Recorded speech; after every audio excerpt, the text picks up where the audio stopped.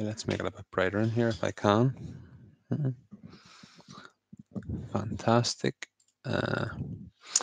Okay, and let's begin. So, hello everyone, I'm Matt. I'm a native English teacher from Ireland. If you would like private classes, please send me a message. And also, if you would like free videos, you can go to my channel and subscribe. Okay, so today we're going to talk about idioms. English is a very rich language, and one of the things with idioms is that we use a lot of animals when we're using idioms. Hello, we have our first viewer. Welcome to the channel.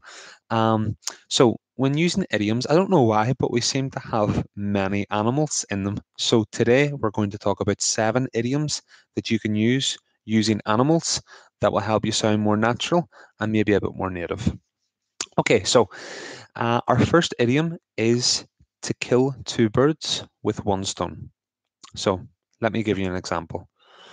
Mary read a book while cycling at the gym. She was killing 2 birds with 1 stone. So what do you think that means? And if you're watching, you can add a message. So have you heard this idiom before? To kill 2 birds with 1 stone basically means that you can do 2 things at once. Okay, so it means when you combine tasks to make them easier to do. So it's a very useful one, and you'll hear it a lot. To kill 2 birds with 1 stone.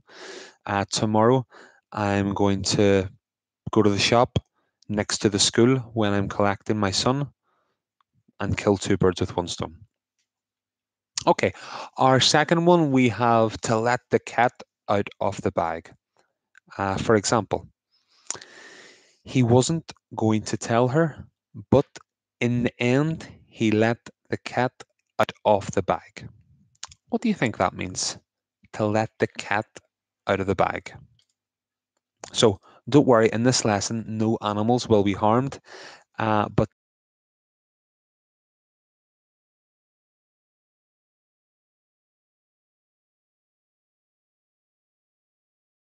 okay, so sometimes you want to do it and sometimes you don't.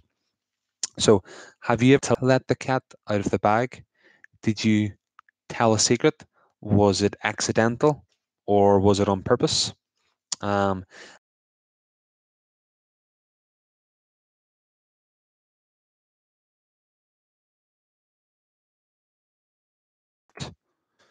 send a smiley face to go along with that. Let's see what emojis we have. And here we go. Okay, so our third idiom is to feel like a fish out of water. Okay, so I'll give you an example. He felt like a fish out of water at the fancy restaurant because he wasn't used to eating such expensive food. So the situation is he is in a restaurant that is quite expensive and he isn't accustomed or used to that, so he feels like a fish out of water. So what do you think that means? To feel like a fish out of water. So how do you think it would feel to be a fish out of water? Do you think it would be comfortable or do you think it would be uncomfortable? It would be uncomfortable, yeah. So when you feel like a fish out of water, it's normally when you're in a new situation and you don't feel very comfortable. Maybe you don't know anybody.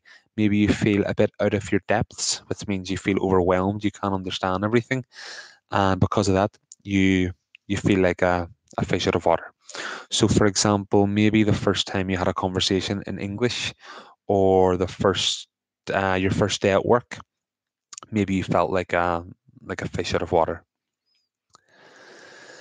Okay.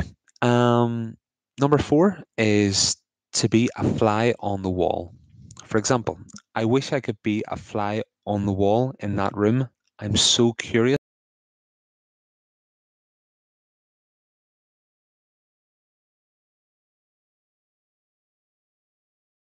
They could be a fly on the wall because it would have been an interesting conversation.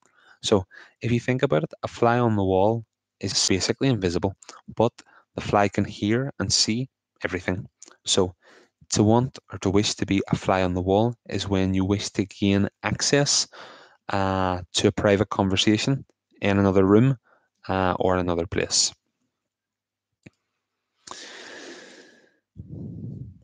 Okay, so we have 3 more. and then we'll talk about them a bit. So number 5 is cold turkey. Okay, and our example is I ate a lot of chocolate during Christmas, but on New Year's Day I quit cold turkey. What do you think that means to quit cold turkey? Uh, this idiom means to quit something suddenly. So if I eat a lot of chocolate, I don't decrease gradually. I stop all of a sudden at once, okay? And that is to stop cold turkey. So it's normally used for things like with drugs or alcohol. They normally say it's not a good idea to quit something cold turkey because obviously you have a lot of side effects. Um, but of course, you can also use it for things like chocolate or things that aren't as serious. Okay, number 6 is the rat race. The rat race. So, uh, when we talk about the rat race, it's normally when we're very focused on getting a lot of wealth, or power, or a promotion, and it's when you tend to forget the important things in life, like family or friends or your health. Um, it's very easy to get caught up in the rat race. I think maybe in the past it might have only been a thing for people in Wall Street or high stress jobs, but nowadays I think everybody works long hours and everybody has that moment where you get caught up in the rat race and you want bigger and better things. Uh, okay, and our final one is monkey see, monkey do. So I like this one. It's quite a fun one. Monkey see, monkey do, and it comes from the idea that a monkey will see you doing something and will copy you.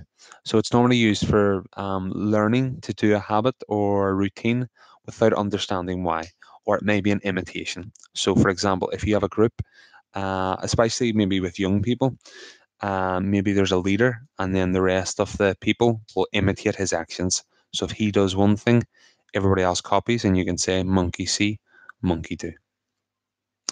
Okay, well, thank you very much for watching the video. If you were watching live, thank you. And if you watch it later on recorded, I hope you enjoy it. And if you have any questions, you can send me a message and we will go from there.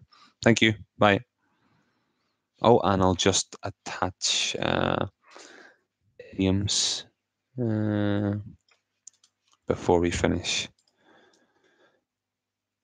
Oh, no, that didn't look too well. So, yeah, I'll add it to the description.